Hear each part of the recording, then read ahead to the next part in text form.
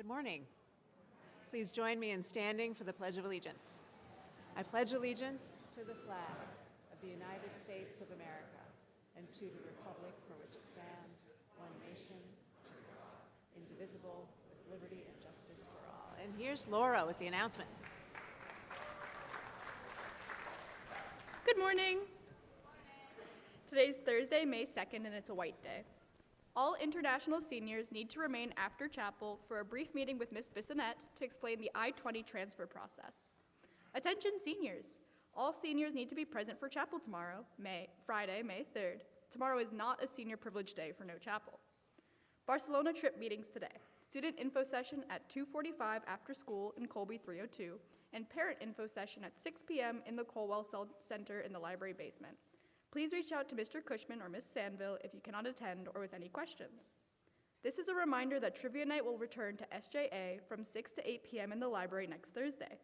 Teams and individuals can sign up using the QR code on posters around campus or by stopping by Mr. O'Brien's office in Streeter 266. Snacks and drinks will be available for sale. Come have fun and flex those trivia muscles. The Student Athletic Advisory Council encourages you to vote for this week's Caledonian Record Athlete of the Week nominee, Rex Hauser from St. Johnsbury Baseball. Congratulations.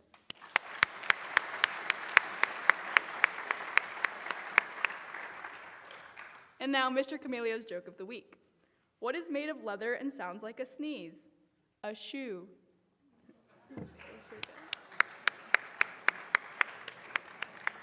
That was very weak applause, not a fan favorite. Thank you. Happy birthday today to Sofia Bustos Armendaris, Sophia Deschamps, and Eiley Stratton. Happy birthday.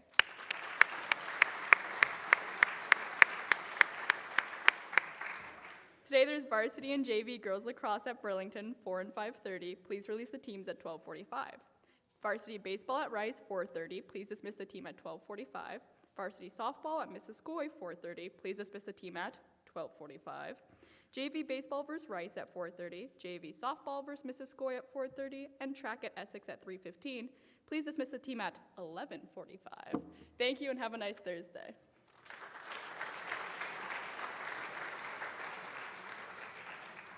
Thank you, Laura. I suppose a whistle is acceptable if it makes Mr. Camelio feel better. I have some late announcements. This March, St. Johnsbury Academy Latin students participated in the annual National Latin Exam competition, and 7 of those students won awards. In Latin 1, Willow Deem and Ruby Tillotson both earned cum laude certificates for their papers, and Orleans Germond won a magna cum laude certificate. Medalists from the Latin 1 contestants were Natalia Martinez Sanchez, Maxima cum laude certificate and silver medal. Ivy Pavick won a summa cum laude certificate, that means really great certificate, and a gold medal for her nearly perfect paper. From the Latin prose contestants, Lennon Daffenrud earned a magna cum laude certificate, and Sophia Montague won a silver medal for her maxima cum laude contest paper. The winning contestants should please go to C309, that's Colby 309, immediately after chapel to receive their prizes and have their photo taken. Congratulations, Latin students. Well done.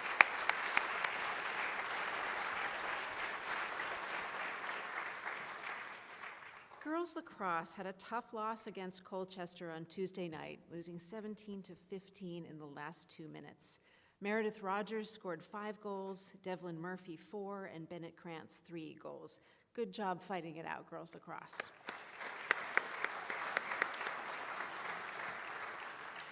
So boys ultimate lost to Montpelier 15-1. The goal for the Hilltoppers was scored by Dylan Lacasse, assisted by Lyndon Vanderlind.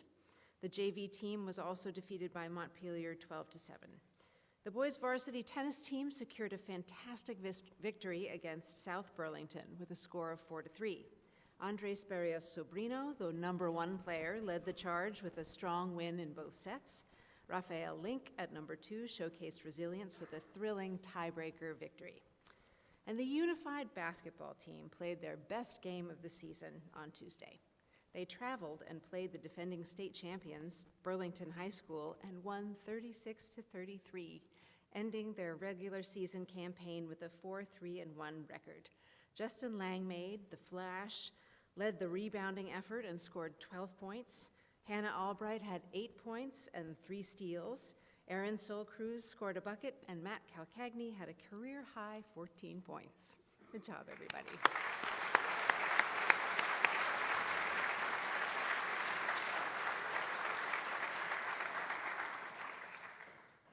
So happy May, everyone. So right now, and for about the last week, many of our seniors are experiencing and have been experiencing a peculiar combination of stress and excitement, lots of stress, as they prepare to present their capstone projects tomorrow at locations around campus.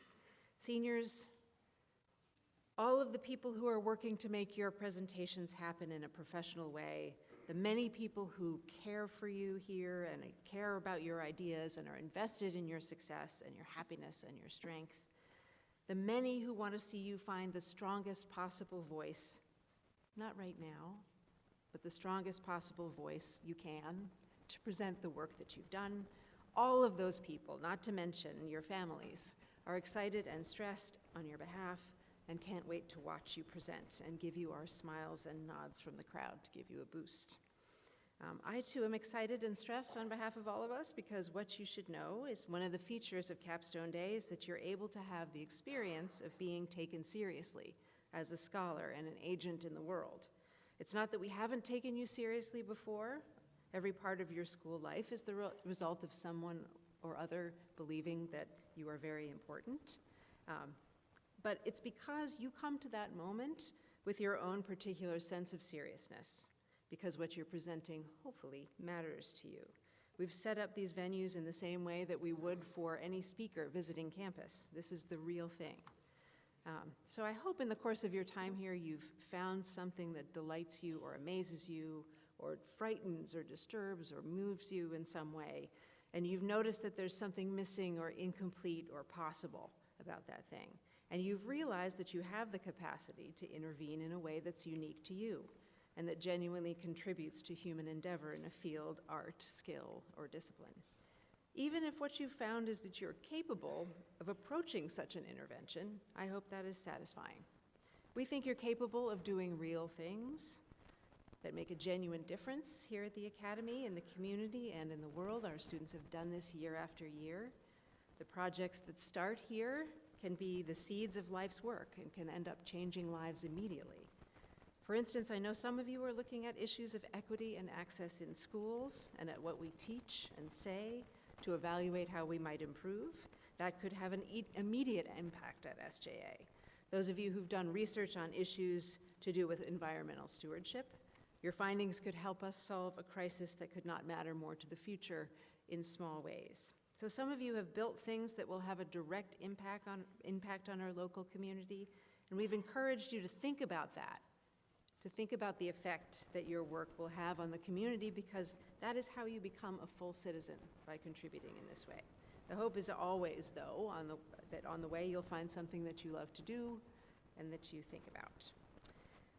It's one thing to do the work, it's another thing to get out there and present your work to people. So I salute you, as I do each Capstone Day, for what you're about to do. It is hard. It will give you butterflies, hopefully, because it means you care about it. And as much as we hope you'll learn from the process of creating and presenting that capstone project, there's no question that what we learn from you every year blows us away. So now, I have a special request for all of you. When you think about getting ready for school tomorrow, when you're in front of your mirror, if you do look in one, Ms. Hanson is going to talk with you a bit about decorum and respectful spectatorship on Capstone Day, and perhaps she'll say something about presenters being expected to wear dress code plus to reflect the spirit of the moment. If she does not, the presenters are being expected to wear dress code plus to reflect the spirit of the moment. So some of you know that the Board of Trustees will be here tomorrow and Saturday. I'm going to talk more about who they are at another time. But tomorrow they're going to be looking in on whatever capstones they choose that are happening in the third session. So I'll talk another time about them and why you might want to be aware of them. But today I want to share that almost every one of them was here when the old dress code was still very much in effect. And in the flush of retrospection, looking back, many of them are concerned that our new dress code doesn't reflect the seriousness with which we are hoping you take your work at the Academy, and they are hoping that you take your work at the Academy. So leaving aside whether or not I agree with this, one of the topics that I've been asked to touch on in our meetings is the dress code, and whether there are more changes that need to be made to it. They're concerned about what they see in terms of sloppiness and over-casual approaches. Before you say what you might be thinking, which is, I don't care about that, and knowing it makes me want to dress even more on the boundaries, you should know that ultimately, please remember this, ultimately, the Board of Trustees has the final word on our dress code. If they tell me that what we've developed here is not adequate, then I will need to heed that and make changes. There is enthusiasm at the moment for the possibility of uniforms. So I ask you this: if tomorrow morning, when you're getting ready for school, do look in a mirror and think, should I wear the nice shirt or the less nice shirt? Should I put an iron to these pants? Know that if you're a sophomore or junior, what the trustees see around campus tomorrow is going to be the backdrop for our conversations about what the future will look like. So please, dress as well as you can.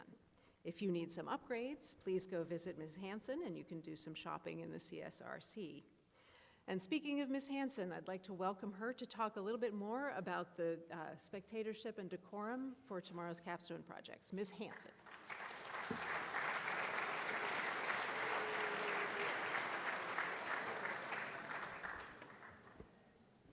Thank you, Dr. Howell. Good morning. I am not going to touch on dress code. I'm going to trust that that was a good message for all of us. Many of us, though, tomorrow will have the privilege to watch capstone presentations. It's no secret that tomorrow is a big day for 119 seniors. This morning, I'm here to talk about what it means to be a supportive, encouraging audience. Being an audience member in one of our capstone venues is a chance for you to demonstrate your respect and appreciation for the effort of each of the speakers. Bless you. When you pay attention, you personally benefit from what you learn, and you positively contribute to each speaker's confidence. So what does paying attention look like? Respect and appreciation look like devices being put away, sitting up in your seats, and not talking while someone is presenting. It looks like nodding your head when a point is particularly interesting to you, and smiling when something is appropriately smile-worthy. Tomorrow you'll have the opportunity to show empathy and understanding, recognizing each senior's hard work and dedication. A capstone presentation is the culmination of our St. Johnsbury Academy academic experience. Preparing for this moment, the presenters started preparing for this moment the first moment when they arrived here at the Academy. Each class they've sat in has taught them something that will be embedded in some way in their presentations tomorrow. Tomorrow you'll see a polished presentation from each presenter, and that's because of the hours of work that went in, hours of research, writing, and practice. What you may not see is how nervous someone is, how self-conscious they are, or how relieved, how excited they are to share something with you. We can never fully know how another person is feeling about Capstone Day, or anything really. We can't ever fully understand another person's lived experience, but we can listen with curiosity, with kindness, and with empathy. Tomorrow's a culmination of something besides the academic experience of 119 seniors. Tomorrow's a culmination of what it means to be a community here at the Academy, a community that I hope is built on kindness, respect, and empathy. I'm as excited to hear about all the capstone wins as I am eager to see and hear about our venue's enthusiastic, respectful audiences tomorrow. And I thank you in advance for the ways that you're going to support our community. Have a really lovely day.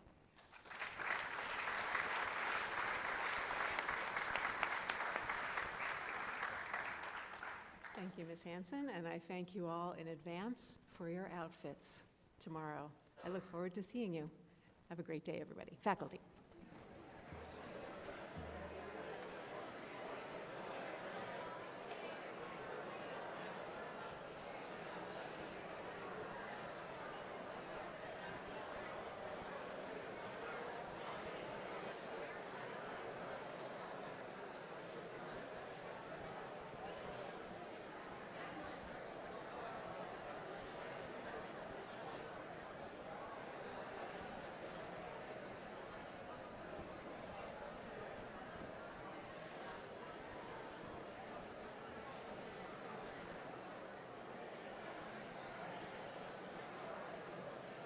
Hey, seniors, have a good day.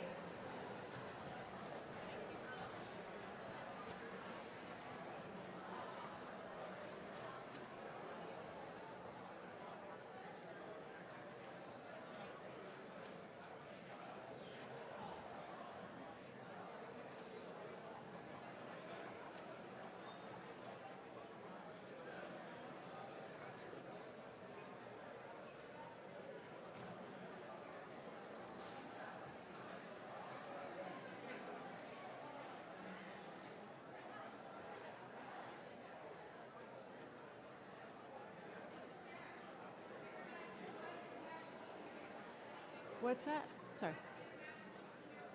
Oh, no, I'm sorry. I didn't have it on my, I'm so sorry, Mimi.